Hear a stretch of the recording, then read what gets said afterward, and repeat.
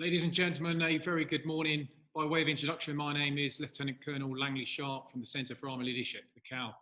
Great to see so many of you here joining us today. I think we're on about 225 participants, so really good to have you here. This is the third in our webinar series.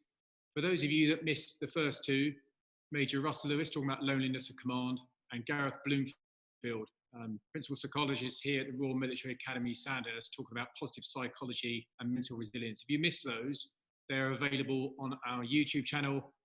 We've got a full back catalogue there of our speaker series, webinars, and indeed our annual conferences. So please do take a look. Bit of housekeeping for today then. You'll all be muted, video and sound, but if you've got a question, you see the box on the bottom of the screen there, questions and answers. Please put your questions in there, and I'll fill them as we go along. And what Graeme, our guest speaker today, is keen to do is to field some of those questions as we go along. His talk is split into 3 segments, and he will take questions at the end of each of those segments. If you've got any comments, please put them in the chat box, and we'll track them as we go along here.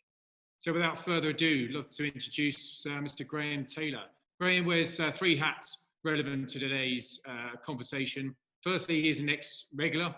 Joined as a sapper 30 years ago this year, in 1987. Spent 23 years with the Royal Engineers, but 10 years of that he transferred across to the Royal Army Physical Training Corps, working as an adventure training instructor with a passion for the outdoors. He was also part of a team that attempted to be the first British team to descend on skis from an 8,000 metre peak. I'll let you tell his story.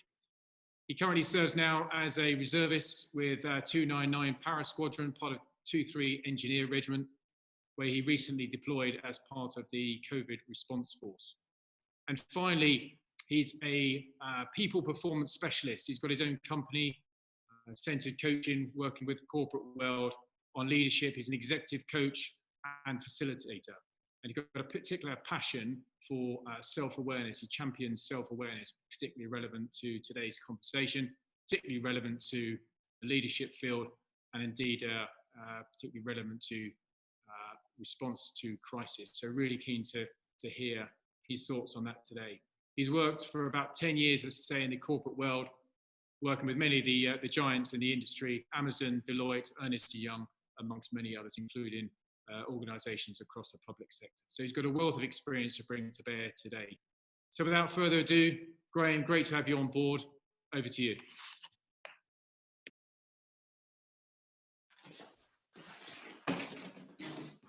Langley, thank you very much. Good morning, everyone. It's a great honour and privilege to be talking to you today on the topic of developing your own leadership style. And I put the word own leadership style because it's up to you. You can read any book. In fact, if you put the word leadership into any search engine, you'll get a quick return of probably around 6 million responses.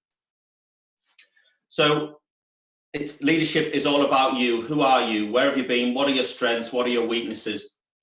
Before I start, I'd like to thank the Centre for Army Leadership, in particular Paul McFarlane, who first asked me for recognising that I might have something valuable to add. I've been an activist of the CAL for a few years, and it's wonderful to see this organisation push out the information that it does, that is relevant, succinct, to the point. And it is genuinely wonderful to watch this organisation grow and continue to grow. I'm incredibly proud, if I may, to be a part of it. I'd like also to thank, if I may, my colleagues at Headquarters 42 Northwest Brigade, and in particular the small team of which I'm a part, working out of the police headquarters in Cumbria at the moment, for sparing me for a little bit of time to deliver this talk. And also all of the texts and messages and emails that I've had from colleagues, former colleagues, out of the blue to say they're logging in. No pressure there. So as Langley said, I've split the talk down into 3 sections, 2 larger sections and then 1 section which is a bit of a summary really. This is an appreciative inquiry. It's meant to be thought-provoking. As Langley said, I'm going to try and engage you, the participants, as we go throughout the talk. Please fire away with any questions using the platform. And if there are any that are relevant that make add value, Langley will ask me them at the end of each short section. So this is a start. You know, we could spend hours on this. We could do a week's course on the topic of developing your own leadership start. If by the end, though, I've got you to think, stop for a moment, think and reflect on how you're going to develop some real thoughts on, or threads of information that you'd like to pursue. Perhaps even some actions that you're going to take with immediate effect. And if I do that, then I've achieved my aim. My thoughts are my own and my views are my own, based on a lifetime in the military, as a mountaineer working around the world, 10 years in the commercial world, my time working with veterans in transition through delivering the Career Transition Workshop and the one-to-one consultations for the Officers Association. And latterly, of course, mobilised as part of the nation's fight against COVID-19. I'm not promising anything groundbreaking here. I'm just a wise old man, if you like, with a lifetime of experiences. I've loved every single part, the good days and the bad, of my time in this organisation. And I hope that today's talk is valuable to you, rather. There is one huge benefit of using the webinar platform. This is my first, by the way. I have done some online training. This is my first webinar that you can get up and leave. I sincerely hope that you don't. So let's get amongst it. I'm going to pin today's talk on the performance pyramid. This is a model that you may have seen at the Army Staff and Leadership School if you've been there before. The first two parts belong to Sir John Whitmore. He is the legend that brought coaching into mainstream. Coaching logically was a skill-based sport in the sports arena, but in the 1970s and early 80s, he brought it into mainstream to what it is today. And it's wonderful to see that the Army have embraced the terminology, at least. Mentoring is probably a bit more comfortable for the military environment, but I hear more and more as I watch on Defence Connect and the Centre for Army Leadership, as they convey more and more information that is designed to get us to stop and think. Who am I? Where have I been? What are my strengths? What are my weaknesses? We've all got them. So the top part, I should point out, belongs. Sorry, it's Langley here. Can I, just for the benefit of the audience, on some of the screens, they're just missing the right-hand side of your pyramid there. Could I just ask you that you move that? How's that? Yeah. If you can just move your camera a little bit. That's good. Give me 2 seconds and we'll just check this end. Yeah, we'll go with that. I think that's looking good. Thanks, Graeme. Appreciate it. No worries at all. What I didn't say earlier, by the way, everyone, is that I'm going to photograph these. Forgive the old school technology here. And I'll send those to Langley and to Andy and Paul, and they can be passed on should you wish.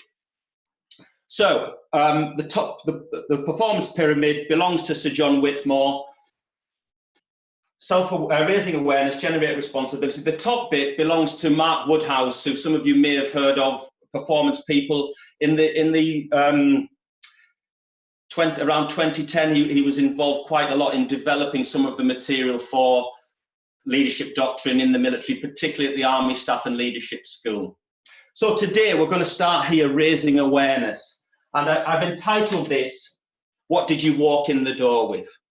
I believe that the more self-aware we are, the better able we will be to weather the storm of everyday life. And for people in the military, of course, that it is implied, when you're on operations, knowing yourself, really knowing yourself, in my opinion, means that you will be able to compose yourself quicker and then deal with the situation in the way that you've been trained to do so. Let's have a look. Oh, sorry, before I do that, the second one is taking responsibility like never before. That's specifically about your leadership style. And then the third one is surveying the landscape and navigating post-COVID-19.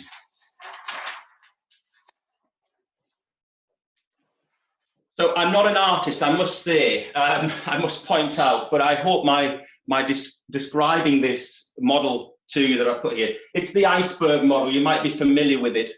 I recently found out that it belongs to Ernest Hemingway, the American novelist. It's used extensively to explain culture, to explain values and beliefs and behavior, like I'm going to use it today. Here is the waterline. Above the waterline on the iceberg is what people see, obviously. Below the waterline are the things that people don't see. The values and standards, or organisational values, would sit just below the waterline, I suggest, because the organisation of which you are a part would want you to make those values your own, to make them part of who you are. In the British Army, we use the terminology espoused values. My mind always goes to doing the right thing on a difficult day when no one's watching, for example. It's that sort of stuff. What I want to do here in this next little while is to have a quick look here using the communication style questionnaire that was sent out to you. Don't worry if you've not done it. I'm just going to describe it and perhaps you can do it later. And then we're going to have a look just for a little bit into what's down here. What are your values? What did you walk in the door with when you joined the military, when you joined the organisation of which you are a part? What is the very best of who you are? And how can you use that to go where you want to go? What about your beliefs? Are they virtuous? Are they self-limiting? Are they vicious? Can you do something about them that helps to enhance your performance, not only as a leader, but in life? So before we go into that, I've got some notes here. I did ask for you guys to come up with a quote or pull a quote. We like quotes, don't we? Particularly in the military. And mine belongs to the Roman general Heraclitus, and it's the quote that Montgomery, I think, General Montgomery used in the Second World War. And it was something like this: for every 100 men that I get, 80 are targets, 10 are no good, or shouldn't be there. That's terrible, isn't it? 10 shouldn't be there. 9 are definitely worth being there. Then there's the one the warrior that will bring everybody home safe. Why does that resonate with me? Because as I go further into who I am, that's the one part of, getting people home safe has always been a huge part of who I am. I recognised very early on in my military career that a good way to enhance my leadership skills and enhance who I am and what I had signed up to be on operations, like many people in the military and armies around the world, prepared to give of myself for the defence of my nation, for the defence of my colleagues, and doing the right thing on a difficult day, perhaps. So my mountaineering, putting myself in harm's way, the Scottish winter always comes into mind, because there are no fools that go out into the Scottish winter and come home safely. As I grew, both as a person, both in age and in maturity, of course, the responsibility gets greater, not only on operations, but also taking people out on the hill and bringing them back safely. I go back a little bit further. There's an anchor there, and it belongs to the Boys Brigade. Now, the two words that stand out in the Boys Brigade motto is steadfast and sure. I think it's sure and steadfast, but I always remember it in my mind, steadfast and sure. That is also deep in my values and who I am. There's a question that I want to ask you before we move on. What's in your roots? What did you walk in the door with? Just spend a moment thinking about that, if you will, before we move on into the next little exercise.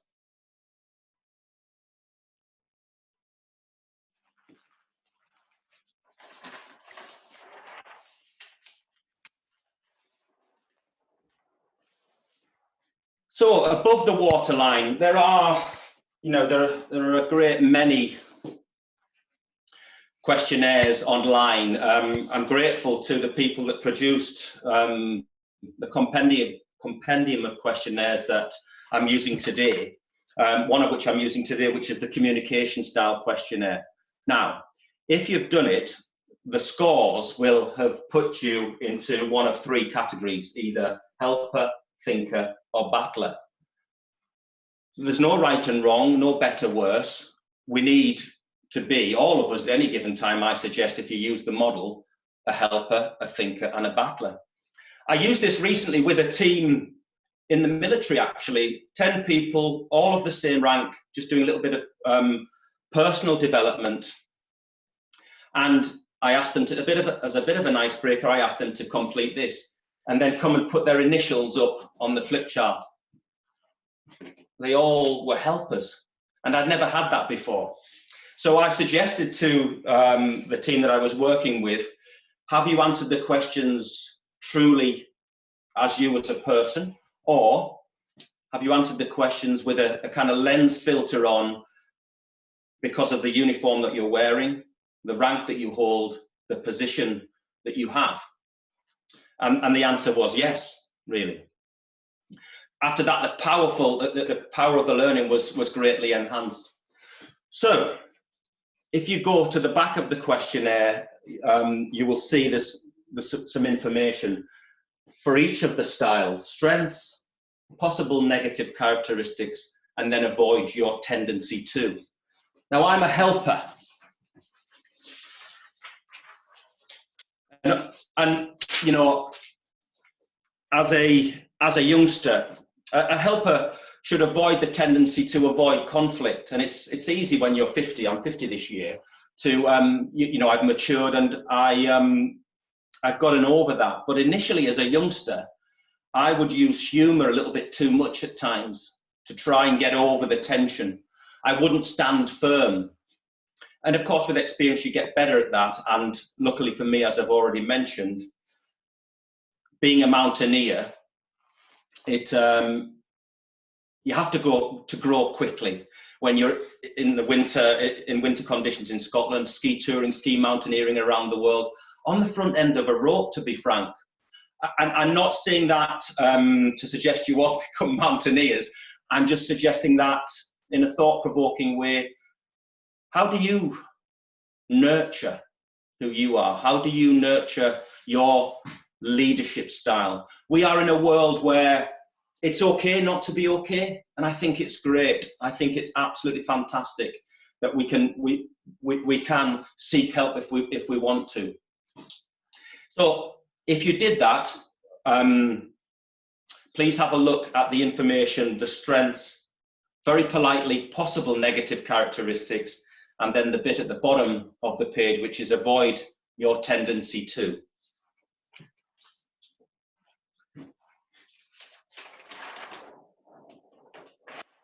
So I tried a little bit better a better attempt at the iceberg model. So we've done this little bit, and again, if you haven't done it, please have a look at it later, should you wish. They say that there's about 20% of who you are here, and there's 80% of who you are and what you are below the iceberg. This is the stuff, of course, as I've already said, which is seen. These are your habits. These are the actions that you take generally, consistently. These are the things that people see. Down here, it's self-image. Do you like the self-image? If you stop for a moment, it's about your identity. It's, of course, as I've already alluded, unseen. It's intuition, it's where intuition comes from. Some would say that you should ignore your intuition when you're under stress. I disagree. I believe that intuition is based on a lifetime of experiences. Never ignore it, never ignore it. And you know, I've got lots of examples in the mountains in particular, rather than on operations, where that intuition, that sixth sense has just made me stop and just survey the landscape and ask myself the question, has anything changed in the time that it has taken me to form this plan and make a decision to do what I'm about to do? It's the same in the commercial world, I have to say as well. Down in this part is hopes for the future. And of course, it's that, forgive me, I'm not an artist, but here for me anyway, is steadfast and sure. Thinking about, you know, what's in my roots. And that quote that I mentioned earlier from the Roman general. It's just that last part that's always resonated for me. The warrior to get people home safe. The warrior that will get people home safe. If you want to take a greater look here, the CAL team are going to send out a link to a questionnaire that is held in the University of Pennsylvania. It belongs to Martin Seligman, who is the founder of positive coaching psychology, and all the work that he has done around that, you know, from a psychological perspective, not coming at it with trying to fix things, but doing things up front that mean that we are, as human beings, better able to weather the storm that life is.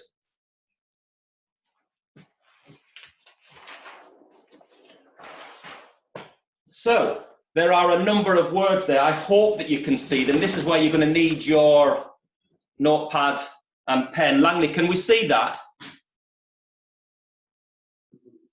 Just bring it a little bit towards you, please.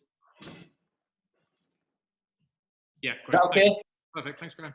Perfect. So there are a number of words there, guys. Please have a look at them and identify, pick, choose your top 10. Pick 10 of them, please. The 10 that jump out to you the most.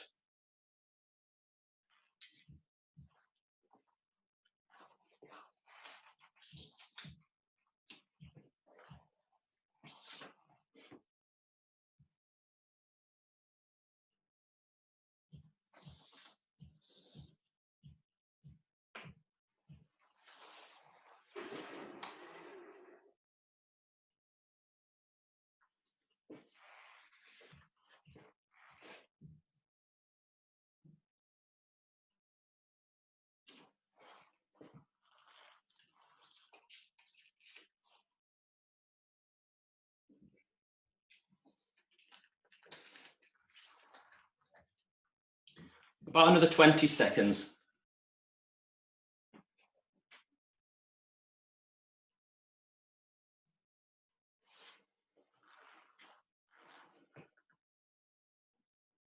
Okay, by now I hope that you have chosen 10, your top 10 from the list that you see on the flip chart there. What I'd like you to do now is rate them.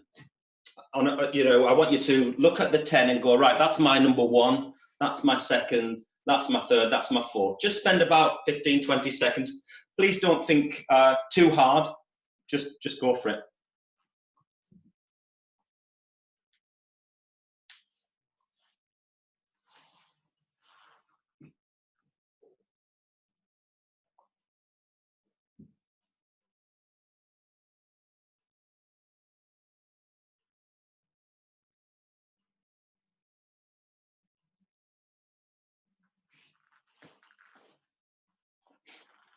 Five seconds or so.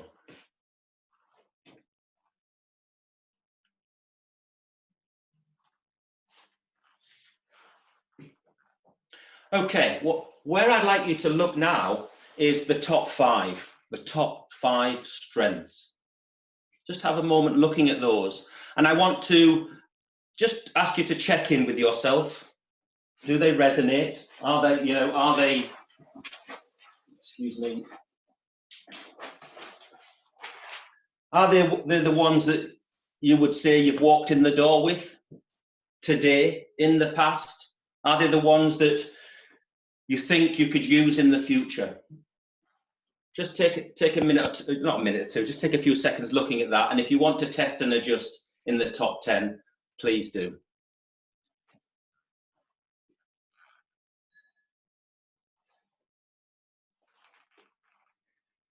So we've now got our top 5 strengths, values, strengths, whatever you want to call them. The trick now, if you want to really, consider some of this stuff below the waterline and below the values and standards or your organisational values and perhaps competency framework on which you are judged annually, the question I want to ask is, are you utilising them fully? Martin Seligman's research, and that's where they came from, I should have said that earlier, would suggest that these top 5 are the ones that come easy. If you get a chance to do the report, and if you had the report now, I would be saying to you, have a look at value 24 up to 19, and what do you think about those?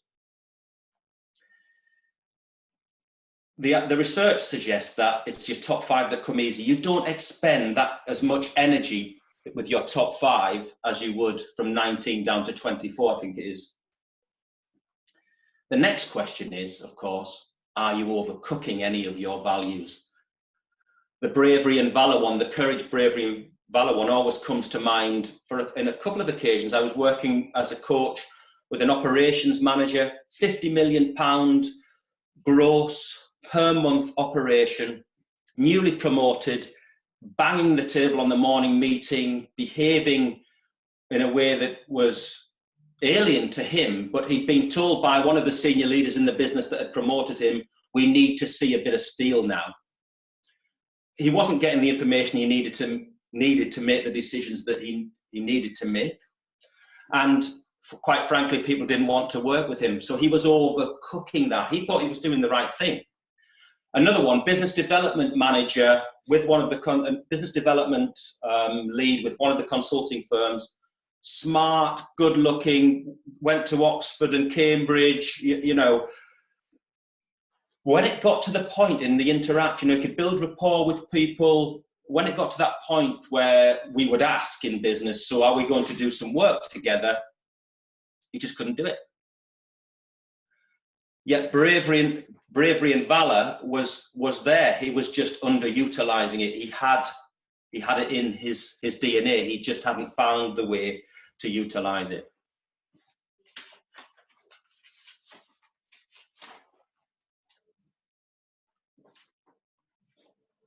So I think just to bring this short section to a halt, or to a close rather, I think that knowing yourself inside and out, above the waterline, the 20%, that communication style questionnaire and other tools, as well as reflecting, going down a little bit more into this area, ask yourself about your beliefs, whether you like it or not.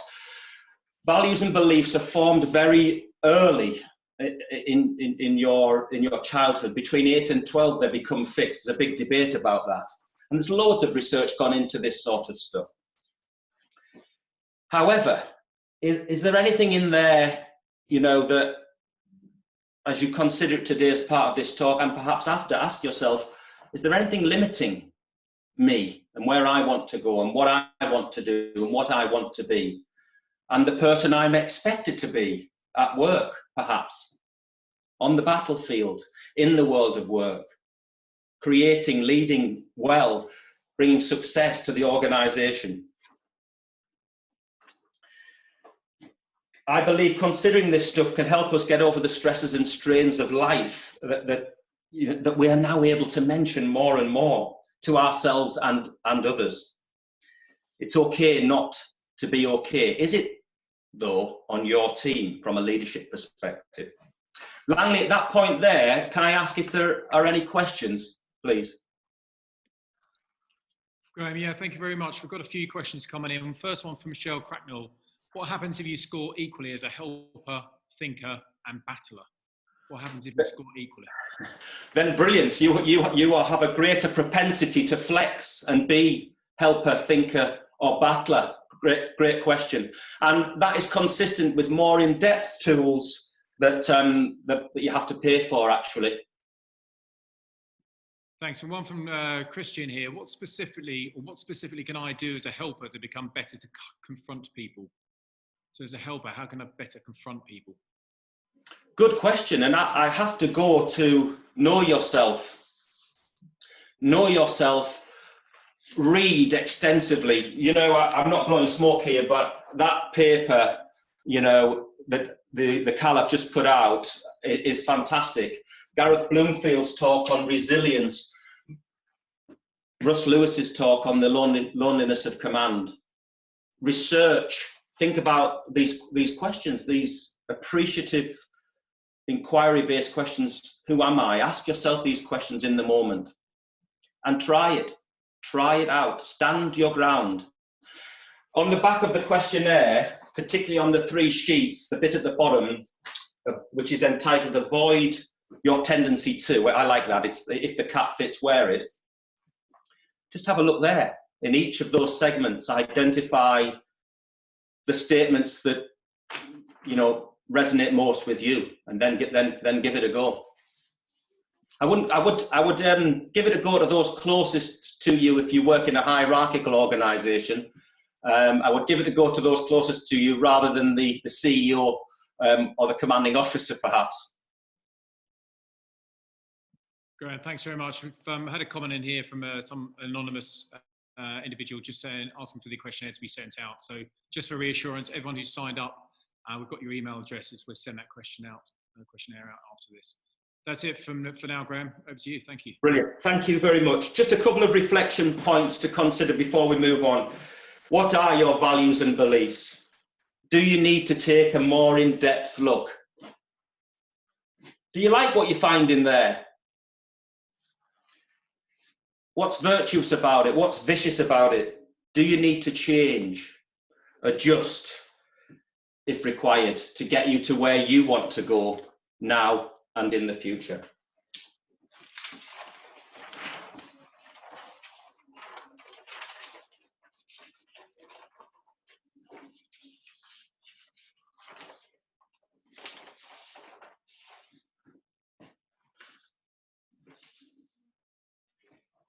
So the next part of the talk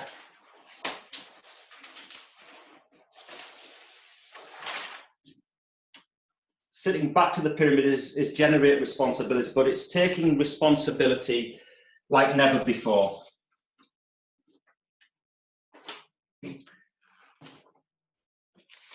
What I want to ask here, a number of questions around where are you today from a leadership perspective? Yes, it's linked to the previous session, but stop for a moment. Who are your role models? Who are the people that you look up to? Who are the people that just seem to be good at this stuff? Who are the people that have a grasp of mission command, can delegate effectively, listen effectively? What's the shadow that you leave as a leader? What do people say when you leave a meeting? What do they say? What does their body language say when you're there with them? Are you communicating effectively? Are you getting your message across?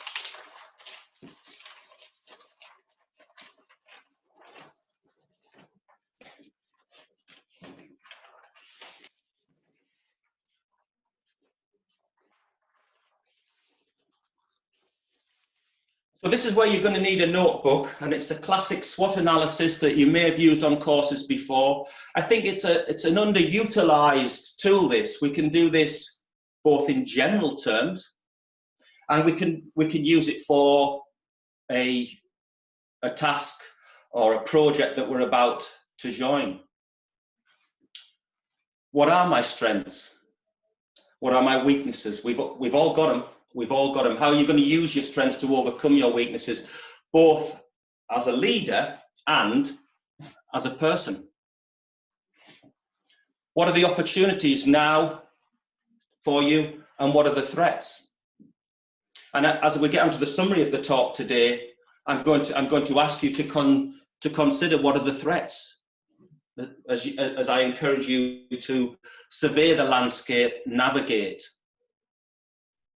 both from a leadership perspective and life in general. These are unprecedented times that are impacting on us all. So take a minute, please. Clean page in the notebook, I suggest, so that you're not being distracted. But if you've got your to-do list in there, turn to a clean page and let's just draw the SWOT analysis, and just 45 seconds to a minute and a half. Let's just take a little bit of time to reflect. What are your strengths? What are your weaknesses? We've all got them. What are the opportunities you have, and what are the threats, if any?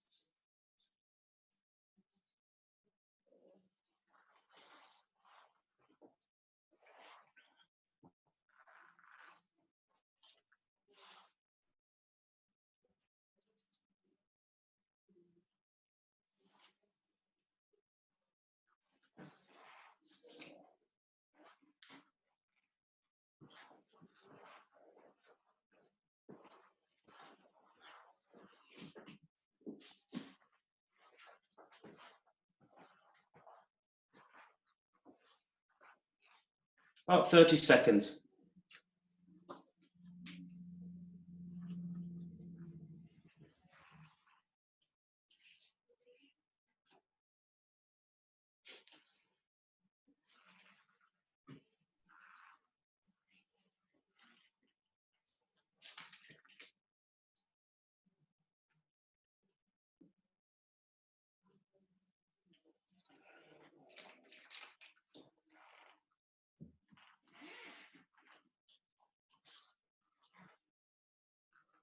Okay, I hope that you've had a chance to populate some of the areas of that SWOT analysis. I'd like to just point out, as I already have, that this is a great tool, very much underutilized. If you use nothing else as a tool to stop and reflect, then this is it. I want to just read a passage from the Developing Leaders book that some of you may have, and just to provoke some thought.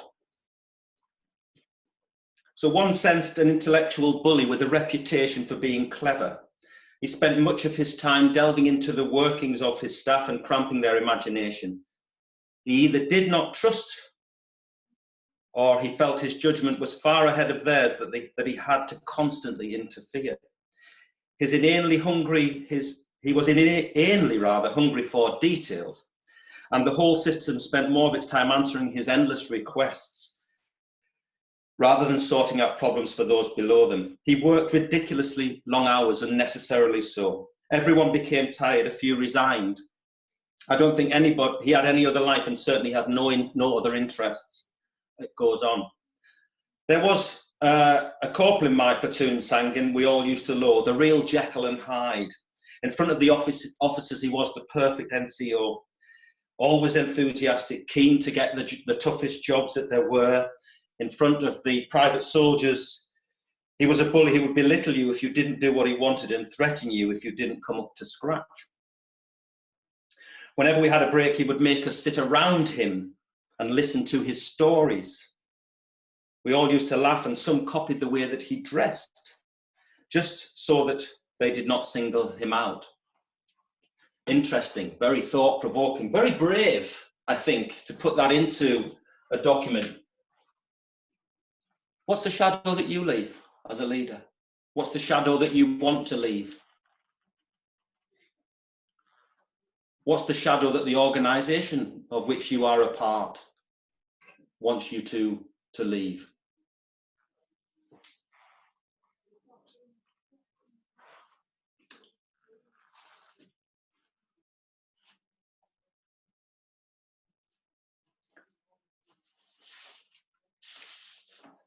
So, in summary for this small section, the benefits of reflection are well known in sport and becoming more so in life. High performance is accessible to us all, in my opinion. And leadership is no exception. So I encourage you to constantly and consistently reflect if you are being the best version of who you are. I really love to see John Adair mentioned in here, and the 3 circles model: task, team, and individual. What I particularly liked, and I've never noticed it before, in the individual part of the model in this new paper that has just been released, is taking care of you. You need to take care of you, and yes, it's been well documented, but I've never really seen it put there plain and simple down on the page before. John Adair was the first person to challenge British society, British aristocracy's view that leaders can be made and aren't necessarily born. And that's 1968. He was also on the board of the first British company to turn £1 billion profit. And it's just wonderful to see that model, 2020, and we're talking about it today. Langley, are there any questions there, please?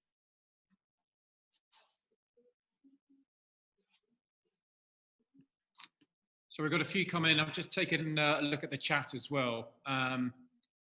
There's actually something here from Matthew Jones, and so many of our younger soldiers and leaders prefer the use of tech rather than reading.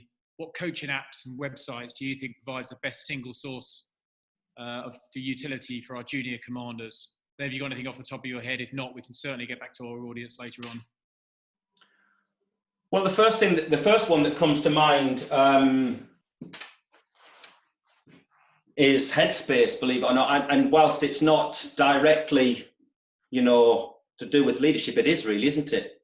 It's a fantastic app. And for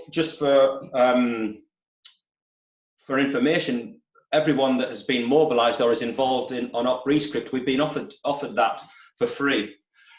Business Balls, what a name, is a great website where they've just captured all of these models, the dearth of leadership models and theories and traits, and we're well known as, or the military is well known rather, as an organisation that talks about values-based leadership. There are many other theories of leadership, so that's somewhere to look. And for those that want to look a bit deeper, Google. There's an academic Google Scholar, that's it, where you can also look rather, and there is another one that escapes me at the moment that will come back to me, and I will feed that back to you, Langley, for onward transmission. Thanks very much. There's a really good question here. It's anonymous, and it's quoted you. What did you walk in the door with? Perhaps implies that the values are inherent personal characteristics rather than learned behaviours. And you also mentioned research that suggests that values are ingrained at a very young age. What's your view on the origin of individual values and the degree to which they can be consciously changed? So how much can our values and beliefs be consciously changed? And what's the best mechanism for bringing about that change? Really good question. Great question. So I think the research would suggest your values are pretty well fixed. Your beliefs can be changed. Hence my asking you, are your beliefs virtuous or are they vicious? Vicious rather. And there could be some good and bad stuff in there. It's just stopping for a moment and reflecting, what's the good stuff that resonates most with me? Like the quote that I mentioned, that bit that really has resonated with me forever, which is get everybody home safe, Graeme. Get everybody home safe. I have walked away from many a job, and particularly mountaineering in winter in the Himalayas, because without even thinking about it, deep in my psyche, I want everybody home safe. There's a great book that I think is recommended on the CAL website, which is called Quartered Safe Out Here by George MacDonald Fraser. What a read that is for anybody in the military.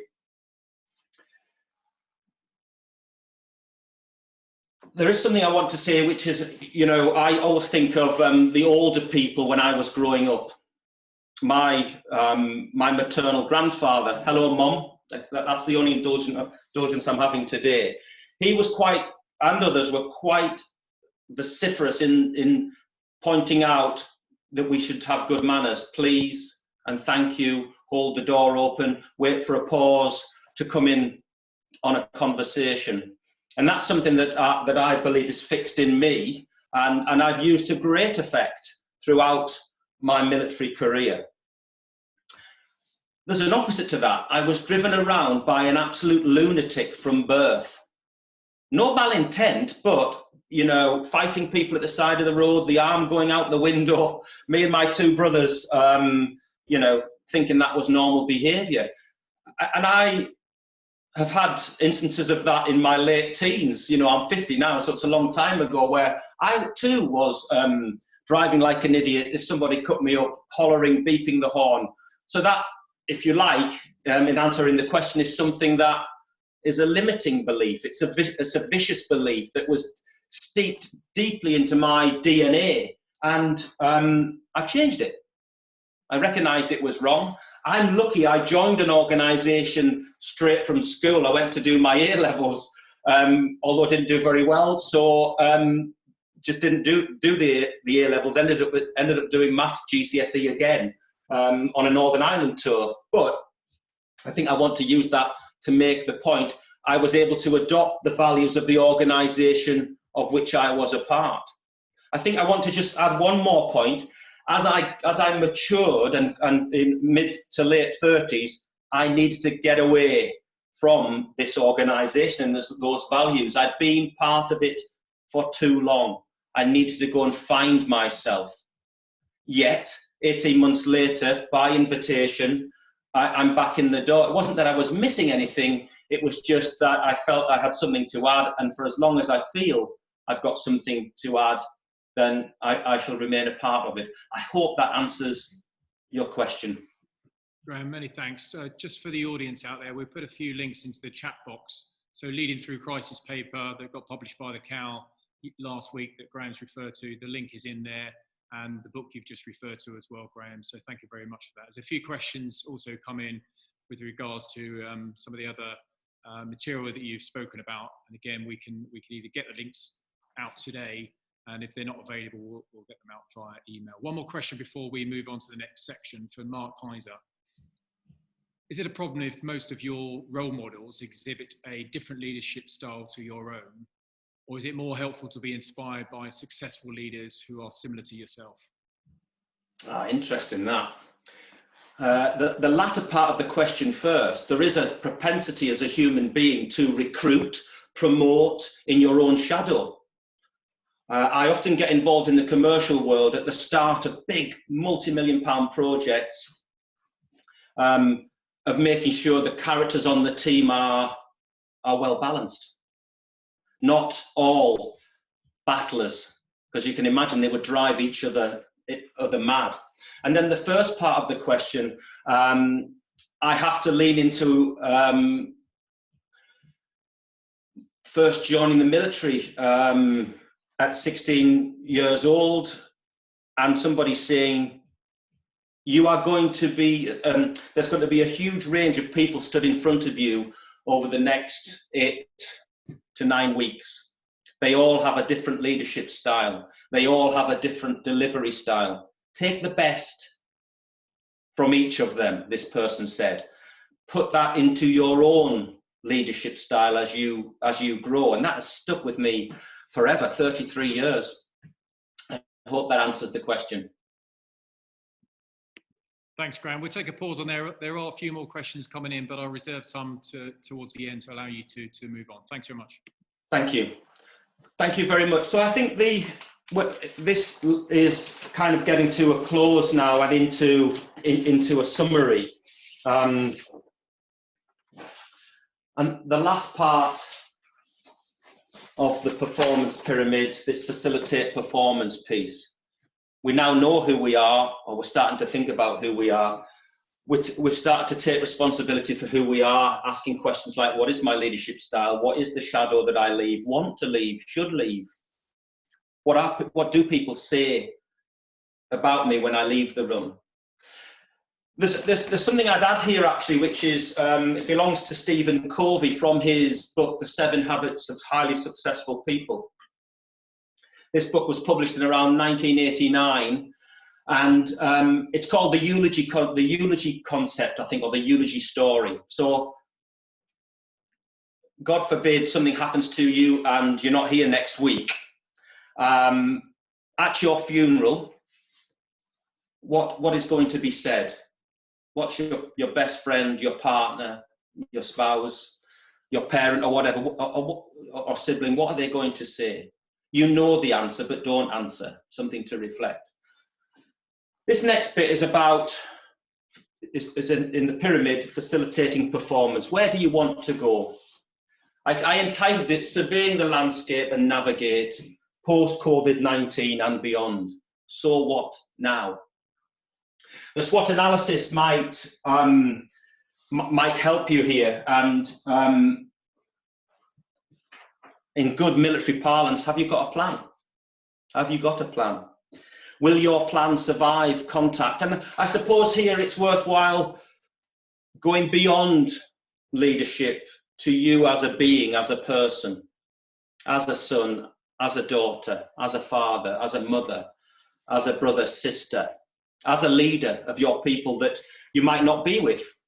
You might be, or have been sent home to stay fit, to stay well, from a military perspective, waiting for the nation to call upon you. From a commercial or a civilian perspective, you might be furloughed. What's your plan? What is your plan post-COVID-19? Do things need to change? Do you need to change to adapt to these times? Is it worthwhile doing another SWOT analysis for post-COVID times? Where are you going? Where do you see yourself in 2, 4, 6 years' time? Years from now, looking back on your life, what, if you achieve it, is going to give you the greatest sense of satisfaction and fulfillment? And I'll leave you with one question before we get into the questions.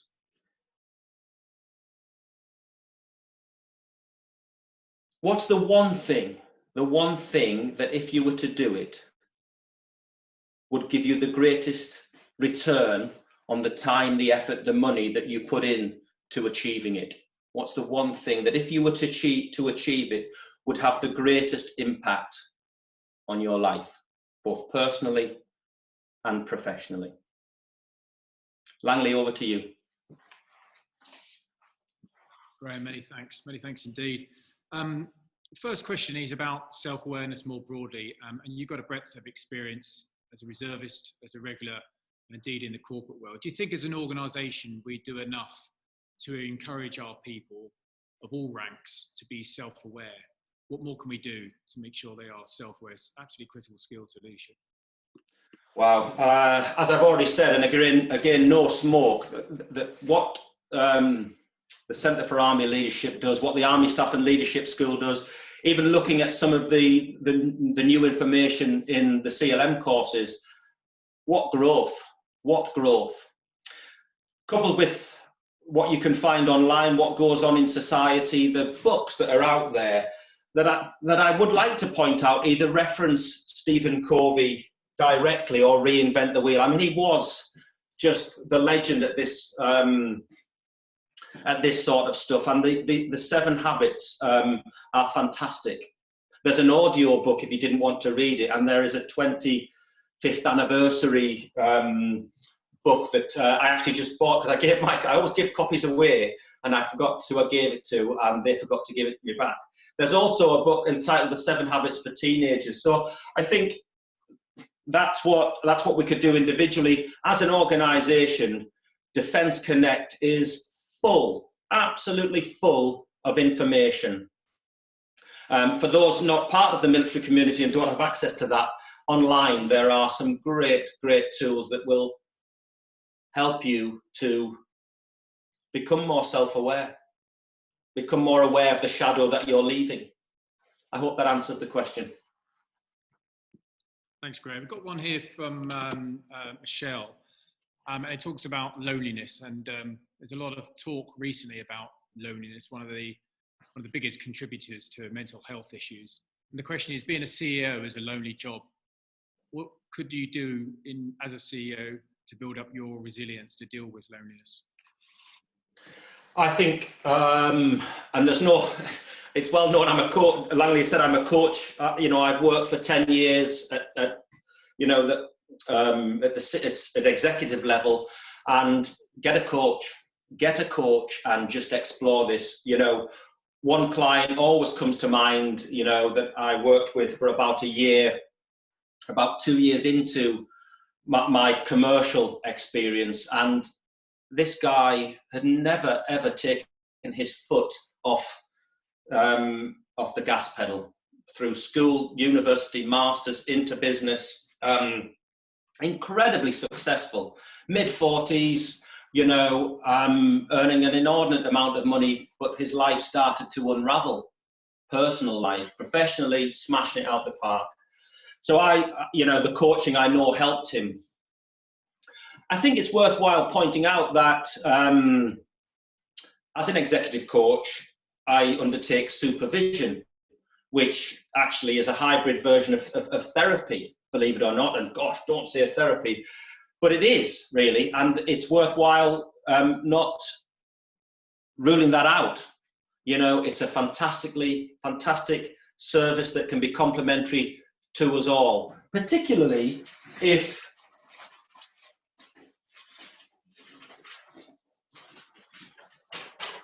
you want to go down into this part of the iceberg, particularly if you want to explore some of that, particularly if there's some vicious stuff in there that comes back time and time again.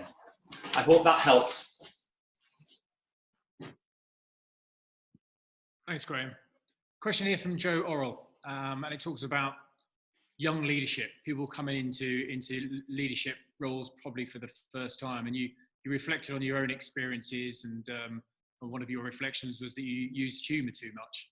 What would your advice be to someone starting out in a leadership role today?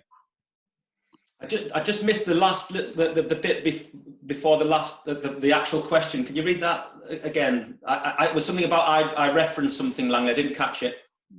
Yeah, it was relating to your talk where you spoke about yourself as a young leader.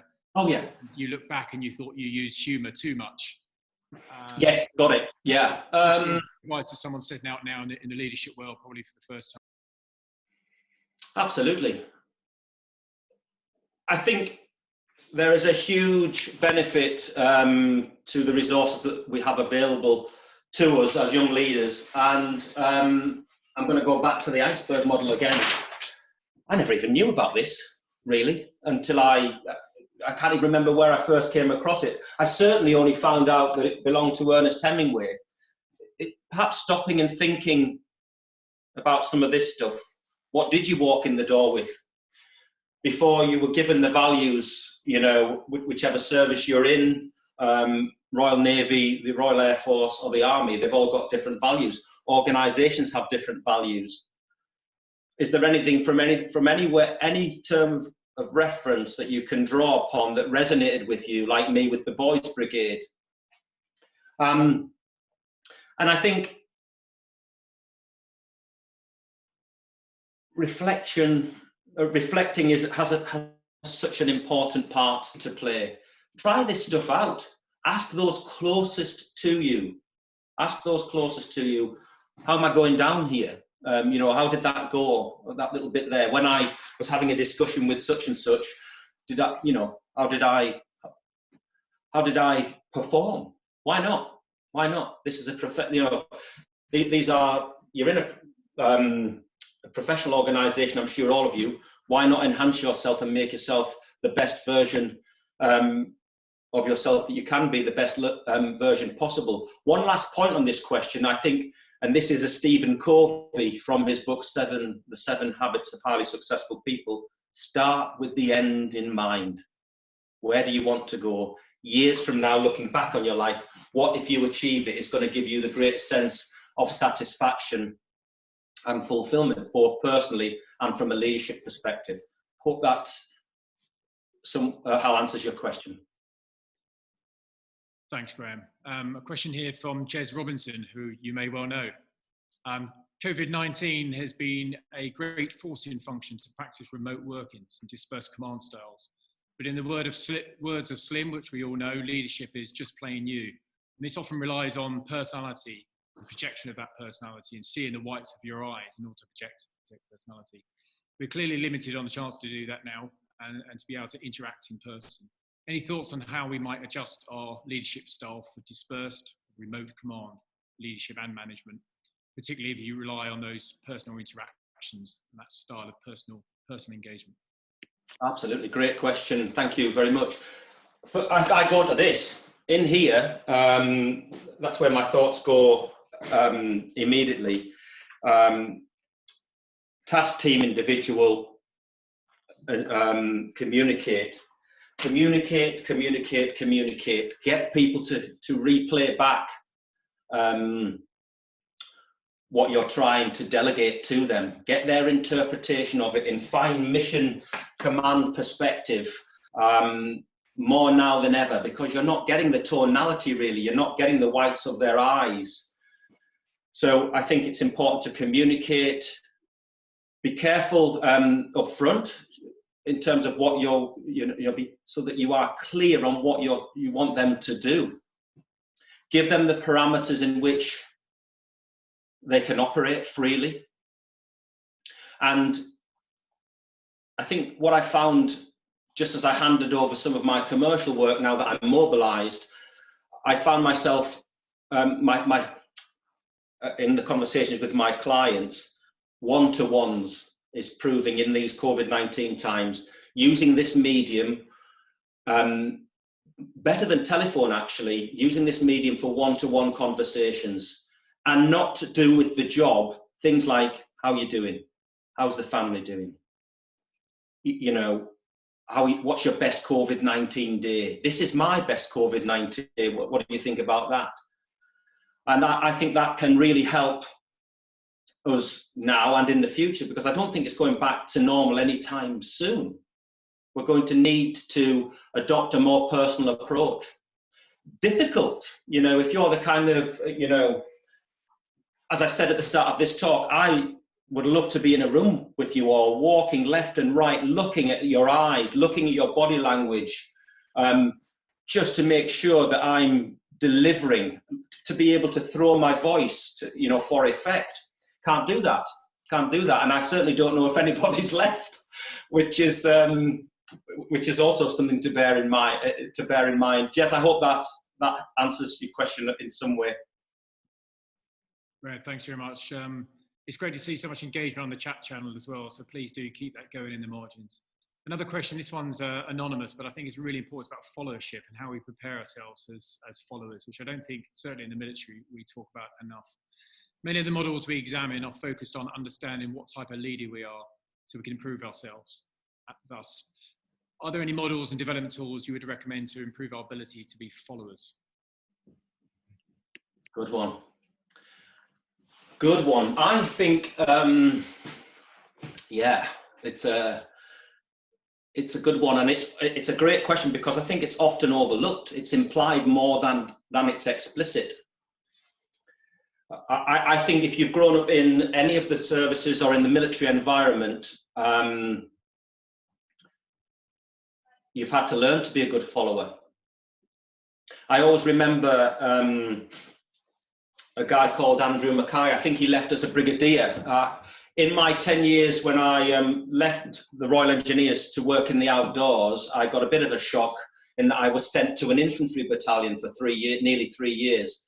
And it was a shock. However, on reflection, it was the best 3 years of my life. And Andrew Mackay took the battalion, One Scots, was the King's Own Scottish Borderers then, and did some great things from a leadership perspective.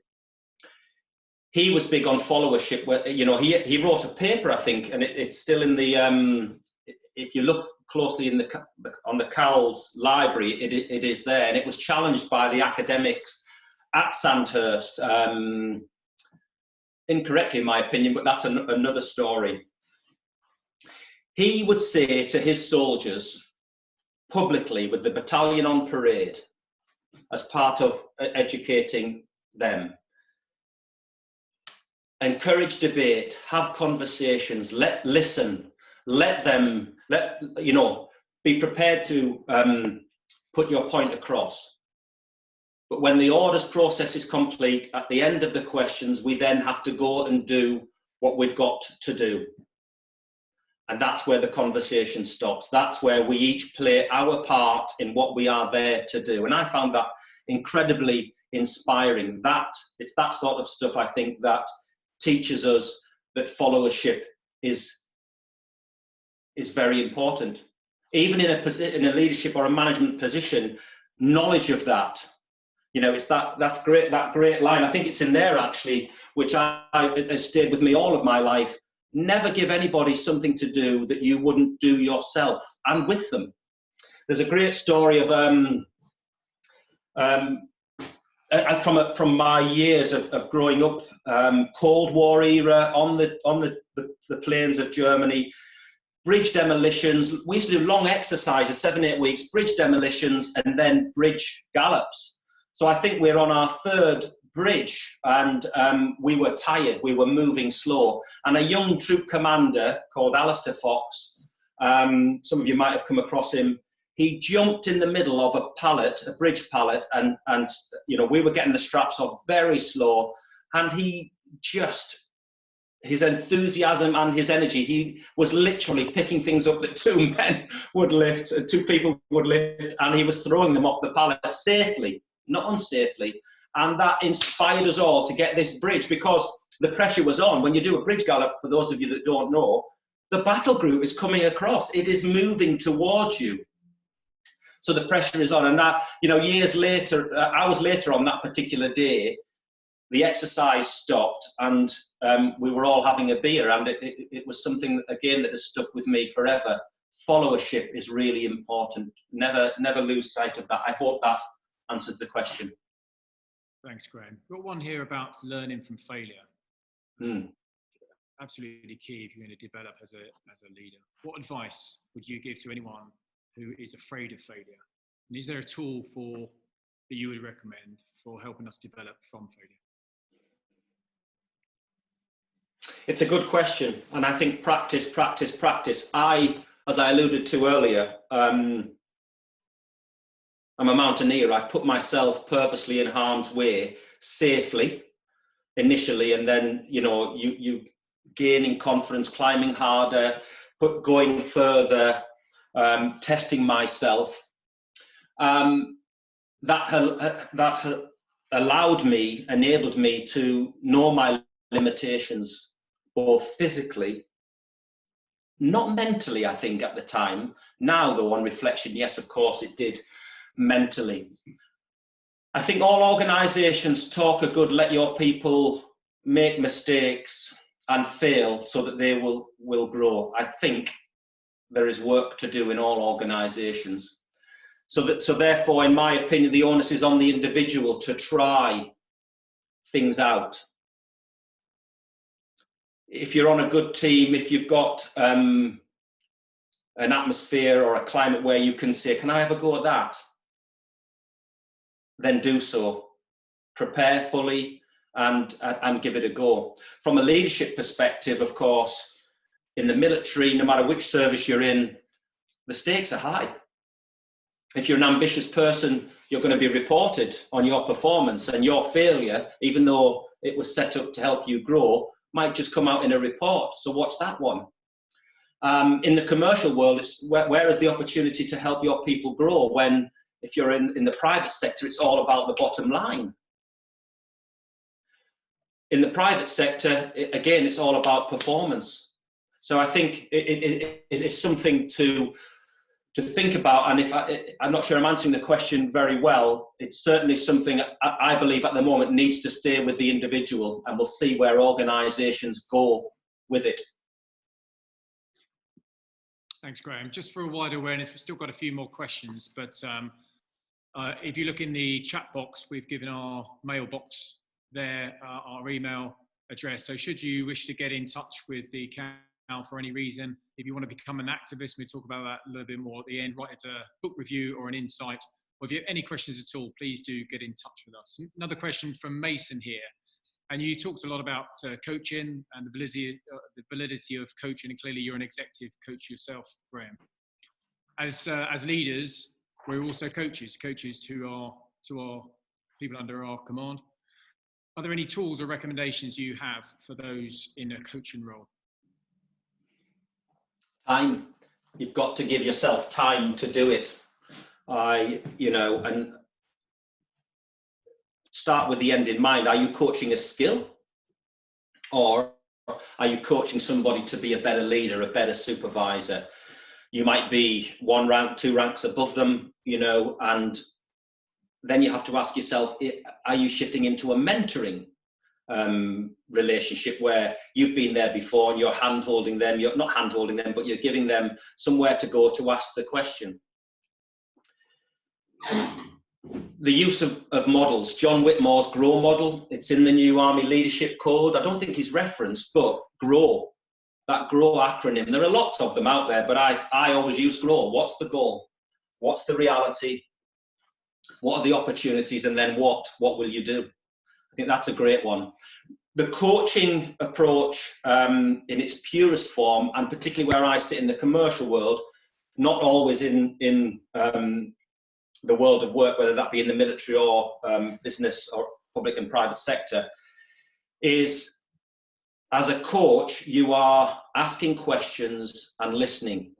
The person you're coaching should be talking for about 80% of the time. You should be asking the questions. And back to a line here that Mark Woodhouse, who I mentioned earlier, gave me years ago, you listen, listen, listen, often an empathetic response to ask another question, to get that person, the coach, the person being coached rather, the coachee, it's not a term that I like, to draw their own conclusions and decide what they are going to do. That's coaching. The coachee draws their own conclusions and decides what they are going to do.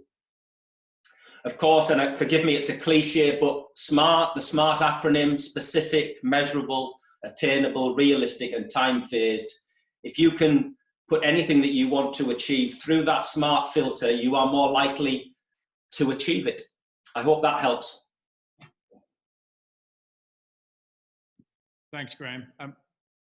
Again, one for the audience, we're just trying to get the link together for the Army Leadership Code that you just referenced there. There's also a presentation by W1 Stephen on that. So we'll get those links out. We'll put them in the chat box in a minute. Question here from Thomas Rushby. We've probably got time for 2 more questions. So Thomas Rushby, and this very much relates to your experiences in both the military and the corporate world. What do you think are the key differences between military and corporate leadership? Because we in the military are taught to take great care with subordinate relationships. How does one change their style when rank is no longer as clearly defined or as prevalent?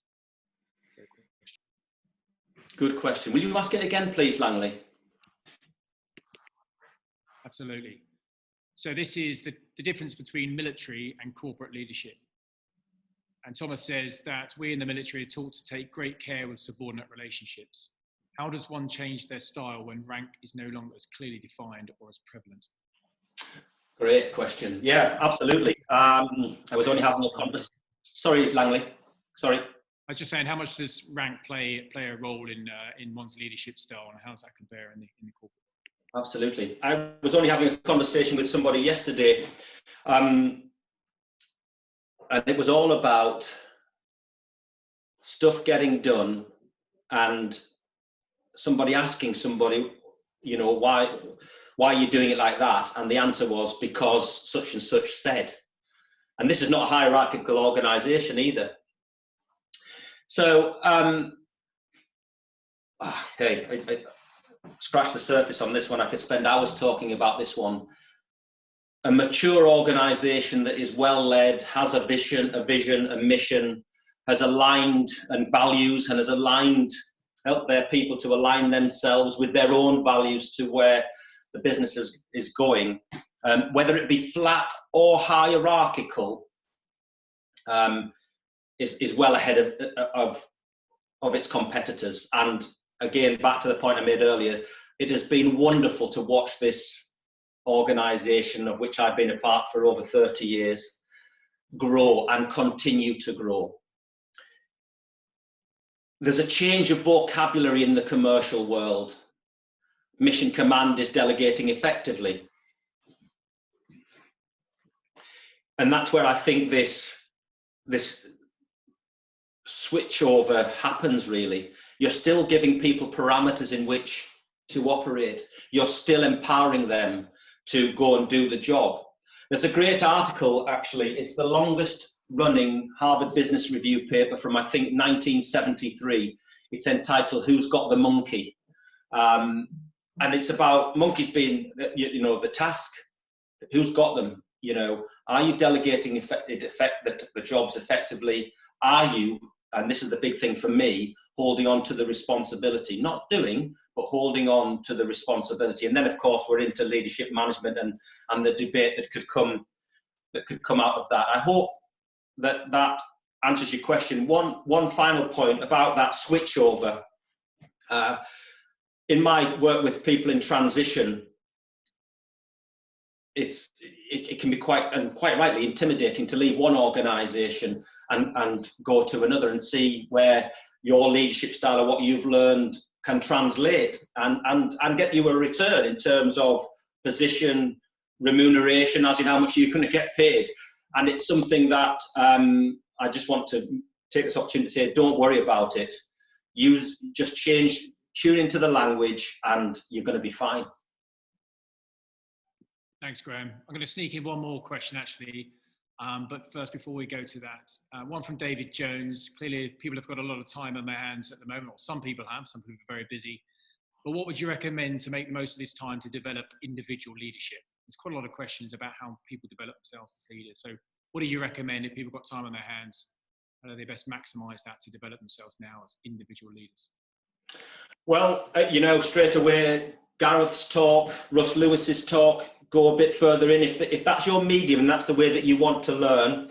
There was a great talk from General Mike Jackson. It's only 3 or 4 minutes long. It reminded me of Stephen Covey's maxim, which is start with the end in mind. General Jackson talks about the ways, the means and the ends. There's a great little clip from Rosh Martin on emotional intelligence. And they had surveyed a raft, 15 years worth of academic papers, and came out with 2 things if you want to be effective as a leader: relationship building and empathy. There's a paper that I will send to the CAL, which I use particularly with the millennial generation. It's entitled Management 2020. That's something you can read. Look at quotes, read books, both from a people perspective, i.e. leadership, but also a technical perspective. Learn from failure. There's some great information about failure out there. Appraise yourself of as much information as you can. Consider doing a course. There's some great websites. Coursera is one where you can go and do a course on positive coaching psychology, free. Go and do that. Standard learning credits, enhanced learning credits, develop yourself. Perhaps consider that learning and developing is a lifelong, it's a term from learning development, the learning and development sector, lifelong learning. Become somebody that wants to learn and continue to learn. I don't know if, I can't remember if Langley said at the start of the talk. I've just signed up for a Master's in Religion, Society and Culture. I was going to do an MBA, and then I thought, no, I'm going to do something for me. I've really been intrigued about our friends in Afghanistan, and we have friends in Afghanistan, you know, and how they just love a ruck. You know, they just love a ruck, as do the, you know, the heady people of the British Isles. And I want to go. History has always fascinated me, so I'm going to go and have a look at that over the next couple of years. And I think it's worthwhile saying I'm using my enhanced learning credits because I had to use them this year. Otherwise, I was going to lose them. I hope that answers the question, David. Thanks, Graeme. And I would say this, but a great place to start is also the Centre for Army Leadership website. Some of that's already been mentioned. Some of the material that's been mentioned at length today by Graeme is all available on the website or indeed the YouTube channel. And again, some of the talks that you referred to there, Graeme, are available there. Full back catalogue's a good place to start. Final question then from Pat O'Kane. What is the one characteristic you believe every leader should have? Good one to end on. That's a great one. Empathy. It has to be empathy. With a caveat in bracket, flexibility in your approach. If you want to be effective as a leader, be empathetic with everybody. You know, don't promote, don't select, don't recruit in your own shadow. Celebrate diversity, celebrate everything that the modern world and people in the world of work have to offer. I hope that answers your question, Pat. Thank you. Great, thank you very much. What a great way to end as well. We're a people organisation. Leadership is all about people. So empathy, it's got to be in there. Thank you very much indeed, Graeme. I'll draw it to a close there.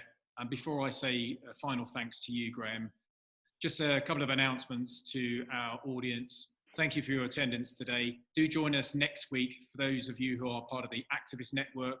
If you're not already, please email us at the email address put into the chat box there. But Jo Emerson, Coach of the Year, will be with us.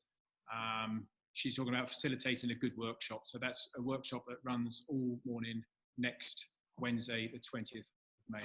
Thereafter, Wednesday, the 27th of May, we've got the privilege of the Army Sergeant Major, W1 Patton, will be with us to talk about junior leadership. Really looking forward to that inspiring talk. Graeme, to you, a sincere thanks for your time today and your energy as well, bringing your passion to bear to the audience. I like the style, I like the way you've interacted with the audience all the way through, but bringing that wealth of experience, as I say, from the regular reserve and indeed the corporate world as well, has been absolutely fantastic and given us a sort of deeper insight, particularly into self-awareness. You know, if you don't know yourself, how are you going to lead others? Absolutely critical to the art of leadership. So thank you very much. Thank you for your continued service. Thank you for your volunteer work with the transition of military personnel into the civilian world. And we wish you all the very best, Graeme. Thank you very much. Thank you. Thank you.